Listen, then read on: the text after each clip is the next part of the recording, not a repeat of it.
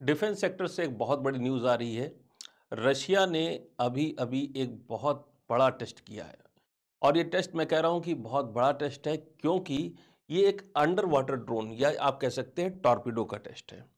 Torpedo तो हम सभी जानते हैं। टॉर्पीडो क्या होती है? एक विशेष प्रकार के बम होते हैं, जिनमें अपना प्रोपल्शन सिस्टम लगा होता है और इस प्रोपल्शन सिस्टम के ज़रिए वो समंदर के नीचे फायर किए जाते हैं।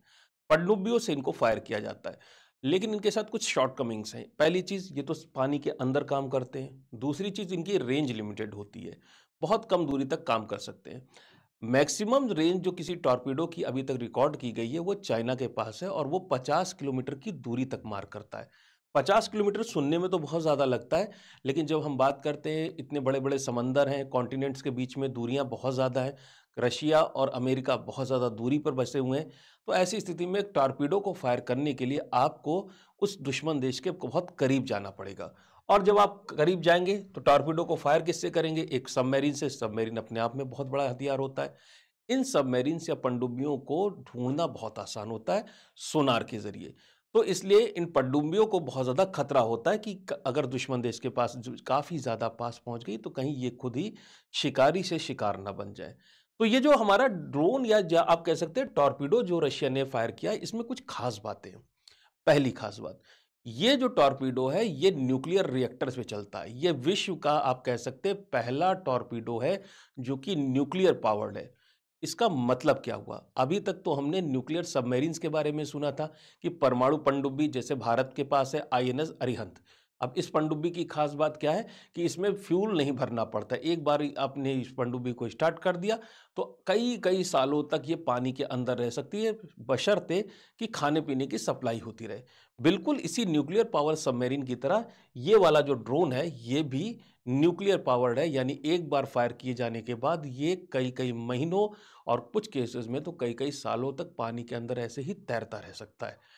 पहली खास बात, इसका मतलब ये तो बड़ा ही घातक हो गया। दूसरी खास बात, ये सामान्य गहराई पे काम नहीं करता।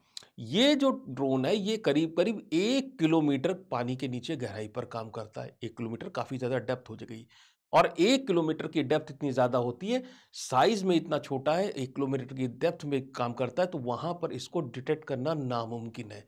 अमेरिका जैसे देशों के पास भी टेक्नोलॉजी नहीं है कि वो इस ड्रोन को डिटेक्ट कर लें, और मान भी लीजिए अगर इस ड्रोन को डिटेक्ट कर भी लिए, तो आप इसकी स्पीड जानेंगे तो आपको अचंभा होगा।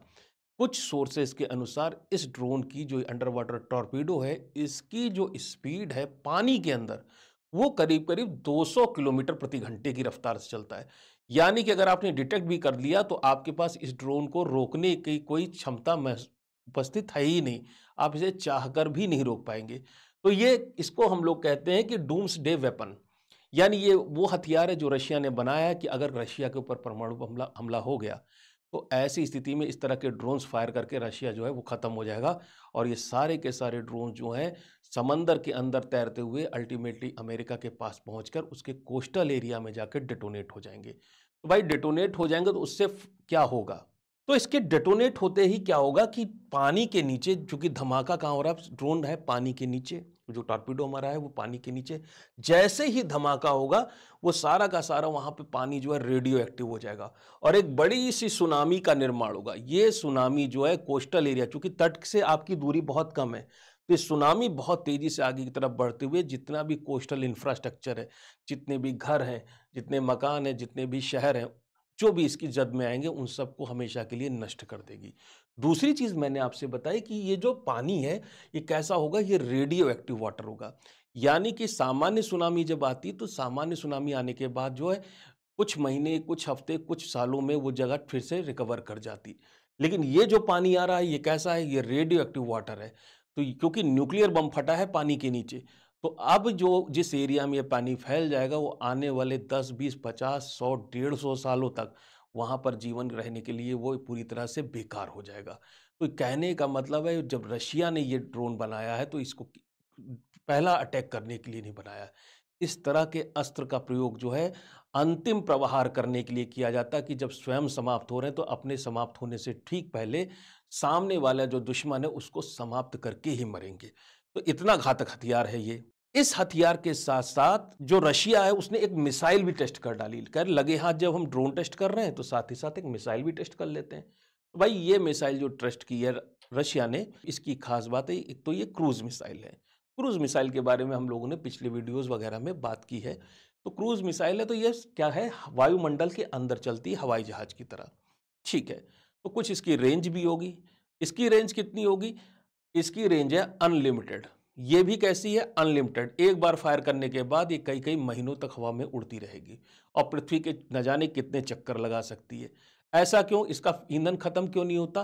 क्योंकि रशिया ने क्लेम किया कि ये जो आपकी क्रूज मिसाइल है, जो कि नाटो में जिसका कोड नेम है स्काईफॉल, ये जो आपकी क्रूज मिसाइल है, इसकी खास बात है कि ये भी न्यूक्लियर रिएक्टर से चलती है। यानी इसके अंदर का जो इंजन है उसको पावर कौन देता है? एक छोटा सा न्यूक्लियर रिएक्टर। और रशिया ने क्लेम किया कि उसके वैज्ञानिकों ने सामान्य न्यूक्लियर रिएक्टर जो होते हैं उनसे 1000 गुना छोटे न्यूक्लियर रिएक्टर का निर्माण कर लिया है और उन न्यूक्लियर रिएक्टर से ये स्काईफॉल मिसाइल जो है वो उसको शक्ति मिलती है। इससे क्या होगा? इस तरह की 50 न्यूक्लियर मिसाइलें जो हैं, स्काईफॉल मिसाइल्स जो हैं, वो अगर रशिया फायर कर देगा तो ये मिसाइलें कई कई महीनों तक हवा में उड़ती रहेंगी और इनकी रेंज तो अनलिमिटेड है, प्लस इनमें भी एटम बम लगा है, इनके अंदर भी परमाणु बम है।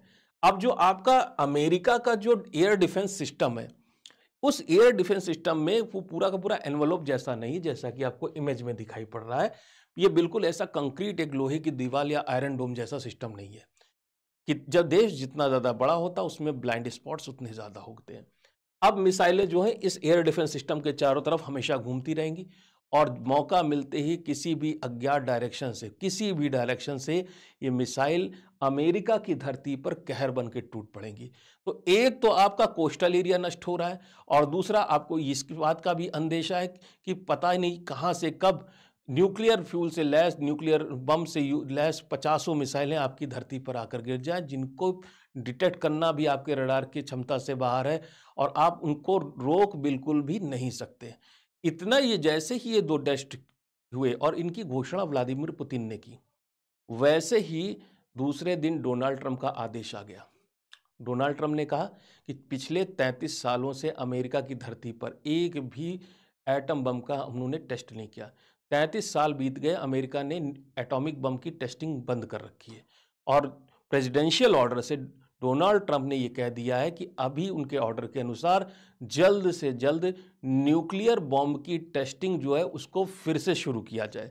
तो ये बड़ा ही एक कह सकते हैं कि कोल्ड वार का ज़माना याद आता है, जब वेपन रेस लगी हुई थी। एक तरफ अमेरिका वेपन्स डेवलप कर रहा था, दूसरी तरफ रशिया वेपन डेवलप कर रहा था। एक तरफ व्लादिमीर पुतिन और डोनाल्ड ट्रंप मुलाकात करते हैं और उससे कुछ आशा बनती कि शायद विश्व में युद्ध अब शायद कम हो जाए, ख़त्म हो जाए। लेकिन दूसरी तरफ नए नए वेपन्स, नई नई धमकियाँ ये दोनों लोग, दोनों देश एक दूसरे को देते हुए दिखाई पड़ते हैं। तो आशाएं फिर से वही धूमिल होना शुरू कर देती हैं। विश्व का भविष्य क्या है, इस विश्व में शांति पूरी तरह से स्थापित कब होगी, फिलहाल ये कहना मुश्किल है। लेकिन जैसा भी हो, हम कामना करते हैं कि इस तरह के वेपन्स का निर्माण ना हो और अगर निर्माण हो गया है तो इनका कभी भी प्रयोग ना करना पड़े, क्योंकि ये मानव जाति के लिए, भलाई के लिए ऐसी चीज़ें अच्छी नहीं हैं। तो आज का वीडियो कैसा लगा आपको कमेंट करके ज़रूर बताइएगा। फिर मुलाकात करेंगे आपसे नेक्स्ट वीडियो में, तब तक के लिए धन्यवाद।